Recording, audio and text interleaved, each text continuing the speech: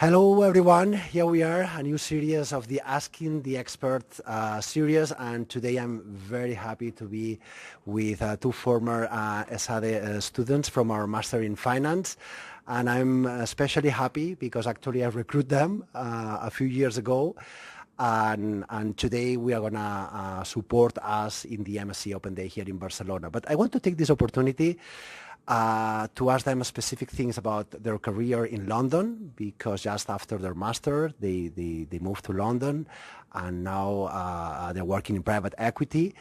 And basically, after a brief presentation of your professional career, I would like to ask about the three top advices for students or for candidates that are willing to develop their career in London, in investment banking or in private equity. It will be very useful to get to know your insights regarding this. Maybe we can start with Carl Olsson, originally from Sweden, and then we will talk with Tommaso Loreto from Italy. Carl, what can you share with us? Firstly, you can introduce yourself and then talk about the top advice. Absolutely. Thank you, Mark. It's great to be back at ESADE after these years. So I'm currently working in London in a private equity firm.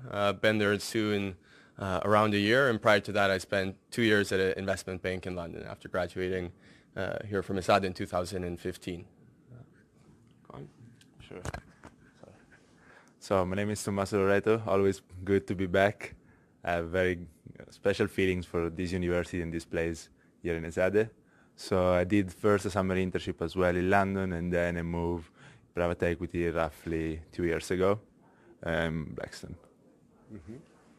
What about the advisors to work in that industry? So I think one thing that is really important to me, and which is really not to be underestimated, is the importance of network, and the network that you can build here at ESADE is really something special. And to showcase that is that me and Tommaso and a third friend of ours actually live together and work in London. So Tommaso and Alessandro, who's not here today unfortunately, the two of them work at Blackstone, and I work at a different private equity firm, and the three of us have built our careers together. We've supported each other, we've helped each other through interviews. Tommaso helped Alessandro with his job at Blackstone, and initially I helped Tommaso as well with investment banking interviews. So I think that network and the network that you can build here during your master's is really critical. I think the second point that is really key as well is that you build very strong theoretical foundations here at ESADE, but you also build a strong practical skill set as well during the more practical aspects of the masters here. But something that a lot of people miss out when trying to make the move into investment banking as a first step, for example, is putting yourself in the shoes of the professional. What is the role of analyst in investment banking? What are the daily tasks that you'll be working with? And do this research and try to understand it so you can show those insights when you show up at the interview. And I think the third thing is really make sure that you brush up on your technical toolkit, because you learn a lot of very valuable things here at the Masters, but there are also things which are of more professional nature, which are important to brush up and make sure that you have your basic professional toolkit prepared for the interviews when you show up. I think what Carl said is definitely key points. What I would probably add as well is commitment. Like, guys, it's always very hard to get the first step in finance, especially London is probably the toughest market here in Europe, because probably the top just get there. But I think the secret over there is just try and never give up.